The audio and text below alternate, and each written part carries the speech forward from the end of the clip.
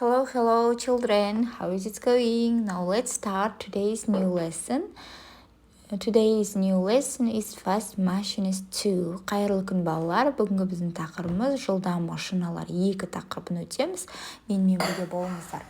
Exercise 17. Listen and repeat the number the pictures. Тыңдаймыз және қайталаймыз және суреттермен сәйкестендіреміз. Бүгінгі сабағымыздың жаңа сөзін қайталайық. Vacuum cleaner.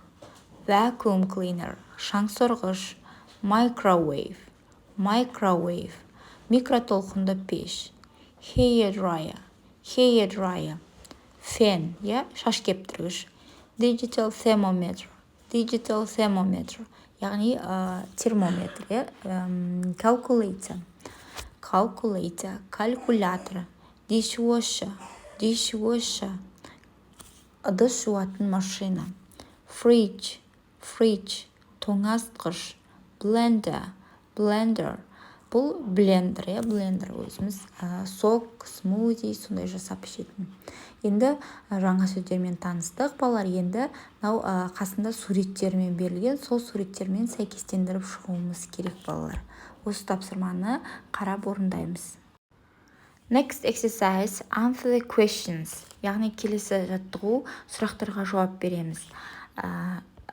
Бірінші, do you use to add numbers quickly? Яғни сандарды тез қосу үшін нені пайдаланамыз, Calculator. Do you use after you wash your hair? Яғни шашты жуғаннан кейін нені қолданасың? Do you use when you want to clean the floor?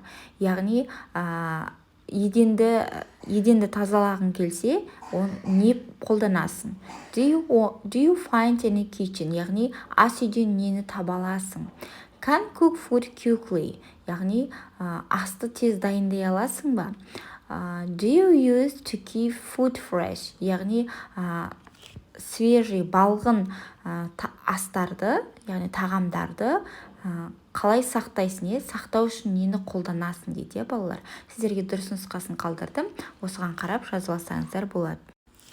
Exercise 17. Which of these machines are important to you, to your mom, to your dad? Яғни, мына машиналардың қайсысы саған, сенің анаңа, сенің әкең үшін маңызды дейді, балалар. Мысалға, мен мысал қалдырдым. The calculator is important to me. I use it to do my maths homework. Яғни, калькулятор мен үшін маңызды. Мен оны математикадан үй жұмысын орындаған кезде пайдаланамын. The hair dryer is important to my mom. Яғни, фен, шаш кептіргіш менің анам үшін өте маңызды. She uses it to dry her hair.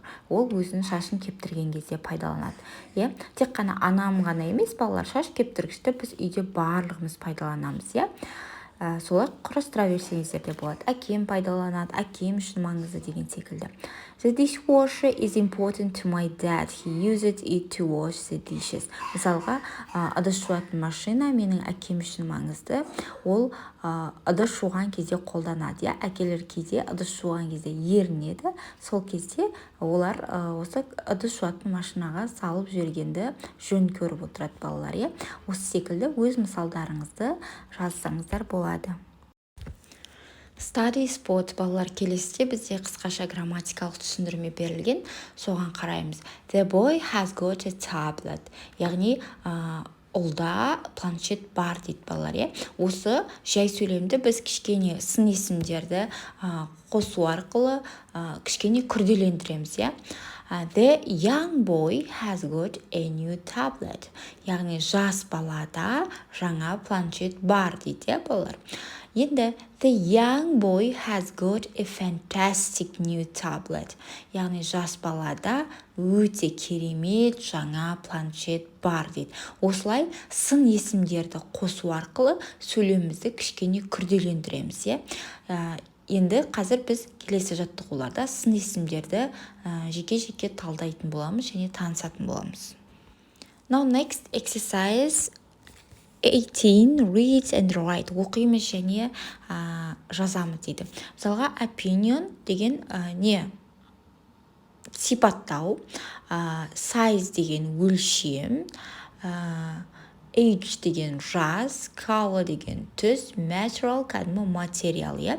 Енді астындағы сөздерді сын есімдер берілген, соны осы бөліктерге бөлеміз. Қайсысына жатады? Ол сипаттап тұр ма, ол өлшемін айтып тұр ма, ол жасын айтып тұр ма деген секілді балалар.